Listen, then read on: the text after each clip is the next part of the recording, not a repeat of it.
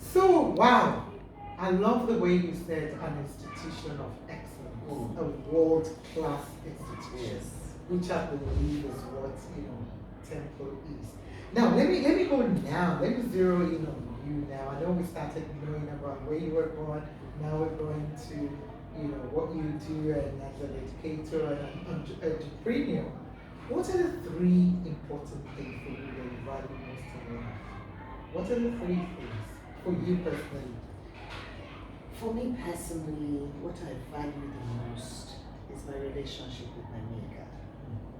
I don't think about it. That's the one thing that keeps me happy, anchored, and succeeding. The second thing that brings me joy, my relationship with my family. My family.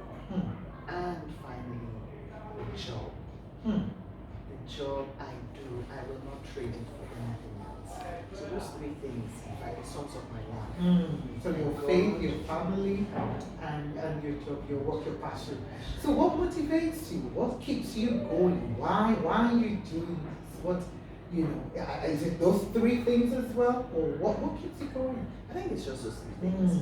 And most importantly, because when you have a job that keeps you happy, that's exciting. Every day I wake up and I see the children, the students of the school. I am always thinking of ways to make things even better, even more, give them enough to do, enough to challenge them, enough to get them thinking. So we constantly are searching for ways to improve. Right. In fact, at Temple, it's a culture of continuous improvement. It's a culture of continuous improvement. And then because Temple School is an all-inclusive school, we have a big department of the school that is dedicated to the exceptional learners, the people they call the special needs students. Right. So it's a big department in Temple School. Yes. We have almost over 60 students who are in that department, ranging from Down syndrome to autism, ADHD, different developmental needs that they have. So that department also stirs my spirit, and makes me want to. What more can we do? How else can we do better? How can we improve the lives of these children?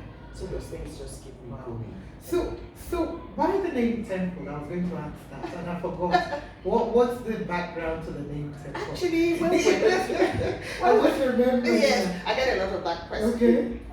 Parents or people who ask. But you see, when we were going to register the school, and I sat with my husband and I said, so what do we call the school? I was expecting to hear something about roses or flowers or blooming or something. And he said, Temple.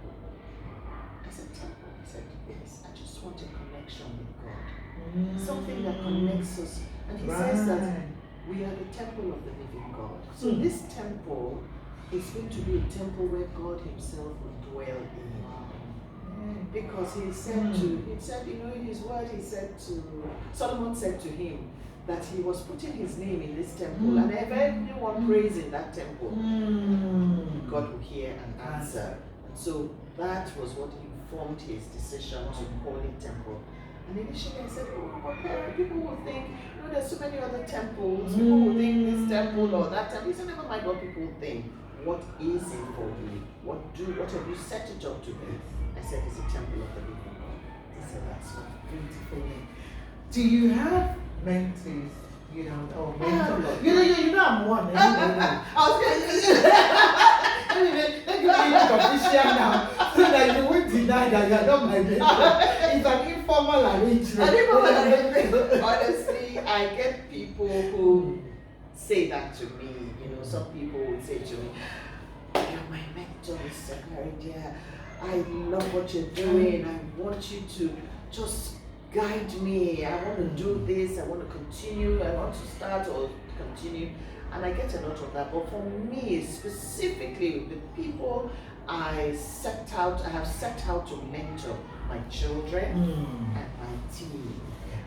My children and my team are the ones I deliberately, intentionally look out for. And so, which is also why I speak with them twice every week. I said to you, I came very early this morning. It was also part of my mentoring. Right. 6 to 7 in the primary school, 6 to 7 in the secondary school. And they come, the staff come. I want to tell them what it is. You don't just wish to be like someone or achieve. So you have to know what drives the person, what they are doing, not just because they are saying it, but you also have to observe. So we do a lot of that every week. And so those are the people I deliberately mentor, my children and the staff. So what don't you like? I think I already know what you like. What don't you like? What do you dislike? Like I say, if someone says, Shelly, hey, that lady, no, don't even try. She doesn't like that. So what do you, as a matter of fact, dislike? What don't I like?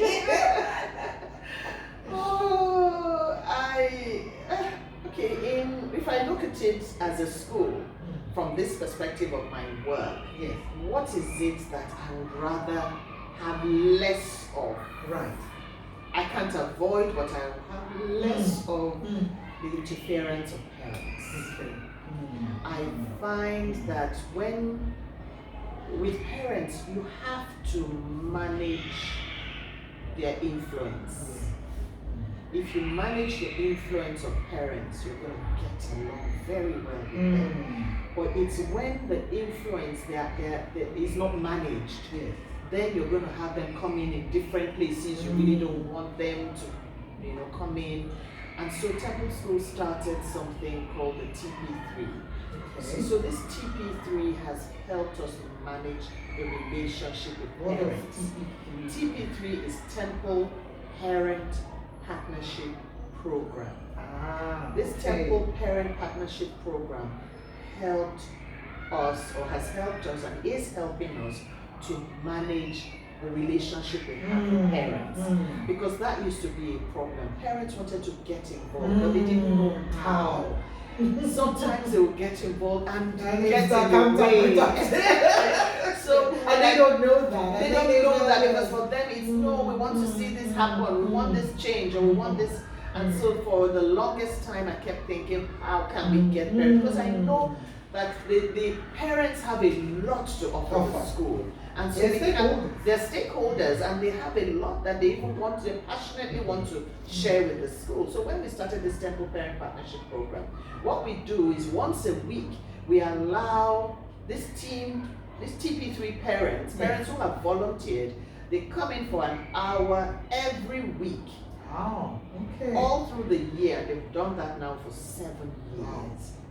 They come in and they go into all the classrooms and they teach the children all the life skills, soft skills, life skills that we tell them about, but hearing it from their parents. It's the same thing said, but it's an awesome program that we have. And they come in, and so letting them come in also tells them we're not hiding anything. Because a lot of schools keep them away. And it makes them think, why are you hiding? What are you hiding? So for them, they come in, they talk to the children, they interact with them. They help us, to also hear the hearts of the children. Things they cannot probably tell the school, they will tell these parents, and the parents will come back and share those things with us. When they share it with us, we brainstorm on how to handle it, and that has really allayed the fears of the parents. They're no longer worried about, what's going on, my child is behaving wrong. They are welcome to come into any part and of they the feel school. They are impacting positively on the school. So that has worked for us. Let me go now before we go on the next break. I would say yes, with the growth that Temple has had over the years, it's been successful, it's been amazing, it's been awesome. What would you say is your definition of success? And as a leader, what are some of the qualities, personal qualities you think a leader should have? What is my definition of success? I'd say my definition of success is when I see the products, our students. When you take a child that is struggling academically and you see that child 2, 3, 4 years down the line doing very well in school, that for me is success. Parents would send us children from places like, they would send us children from England, they would send us children from America, they would send us children from South Africa, and they would say, this child has been expelled from this school, this child is on his or her last chance. This is the third school, the fourth school abroad, and we're giving up. Please, what can you do? So seeing those, receiving those children, mentoring them, teaching them, guiding them, helping them to see that they are worth more than they are showing their parents. You find that over time, we've had children, a particular child that the mother said, I think this boy is just going to be a gardener at home and a gatesman. I have given up, this child has messed up everywhere. That child ended up school valedictorian. Wow. That for me is success. Just because the child came in and he too knew, I'm at the end of my rope. There is nowhere else outside of here. And here he found love, he found acceptance, he found patience, perseverance, commitment to him succeeding. And he didn't waste time in grabbing that opportunity. And honestly, he went from being the one that was mentored to the one who was now mentored. That's it. Successful. Beautiful. And qualities in leaders? For you? For me, what are the qualities? You have to be committed. A leader must be committed. You cannot give up when others are giving up. You have to, because life will throw challenges that will make you want to give up. So you have to be committed to that thing you say you want to do. You have to persevere. You have to persevere. And you have to love it. You have to love what you do. You cannot mentor people when you are sad about what you're doing. You cannot even be successful when you're not happy with what you're doing. So you have to love what you're doing. You have to be happy doing it. So once you have that commitment and you persevere through all the challenges, and the love for what you're doing is there in your heart, and it shows in all you do, I think a leader is going to win. Wow. Okay, we will be right back. There's just so much in there. And I know we're going to probably run out of time, but it's okay. It's good. This is Impact Africa. We'll be right back.